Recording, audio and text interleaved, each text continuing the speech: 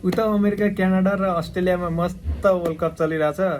नेपालमा भने चाहिँ एन्फा नै सस्पेन्ड हानिदिइराख्यो। अब फिफाले त्यो पनि हिजो 24 जुनमा फिफाबाट नोटिस आएछ, तिमीहरूको एन्फा चाहिँ अब सस्पेन्ड है, अब तिमीहरूले कुनै पनि फुटबल खेल्न पाइँदैन, इन्टरनेसनल गेममा पार्टिसिपेट गर्न पाउँदैन, तिमीहरूले फिफाबाट पाउने फन्ड पनि पाउँदैन भनेर के गर्दैछ, मेल गर्दैछ। अनि एन्फाको अहिलेको पदाधिकारीहरू चाहिँ ताली बजाइरहेछ, वाह हामीलाई सरकारले रोक्ने देखिस् नि, फिफाले ब्यान गर्छ भनेर हामीले भनेको होइन, सरकारको हस्तक्षेप भयो भने फिफाले ब्यान गर्छ भनेर मक्ख परिरहेको।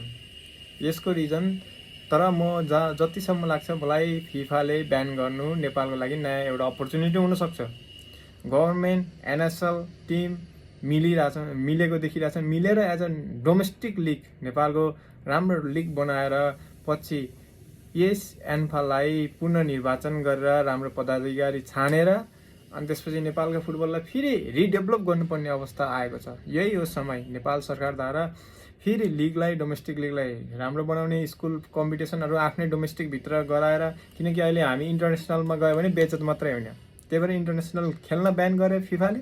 यसलाई एउटा अपर्च्युनिटीको रूपमा लिएर लेट्स डु समथिङ होइन, फेरि रिडेभलप गर्नुपर्छ फुटबलमा जहाँसम्म लाग्छ। किनकि हामी नै वर्ल्ड कप खेल्न सक्छौँ अबको 10 वर्षपछि यदि इफ गभर्मेन्टले राम्रोसँग डोमेस्टिक चलायो, डोमेस्टिकमा लगानी गर्यो र प्लेयर प्रोडक्सन गर्यो, प्लेयर डेभलप गर्यो भने चाहिँ अपर्च्युनिटी छ है। कुनै चिज नराम्रो कुराबाट नि राम्रो कुरा सिक्न सकिन्छ नि त। हो द्याट्स द थिङ्स है, हामी त्यहाँबाट सिक्नुपर्छ। किनकि एन्फाले अब फिफाले ब्यान गरिसक्यो, एन्फाले केही गर्न पाउँदैन। अब गभर्मेन्टले जे गर्नु छ गभर्मेन्टले गर्छ। अब इफ गभर्मेन्टले टुर्नामेन्ट गर्छ अथवा एनएसएलसँग मिलेर इन्टरनेसनल प्लेयर चाहेन हामीलाई यो लिगमा, तर डोमेस्टिक प्लेयर राखेर 6 महिना लिग गराइदिउँ, हामी 6 महिना होम एन्ड अवे गरिदिउँ, अलि इन्ट्रेस्टिङ नहोला तर डोमेस्टिक फुटबल भाँचिन्छ र डोमेस्टिक फुटबल फर्केर आउँछ।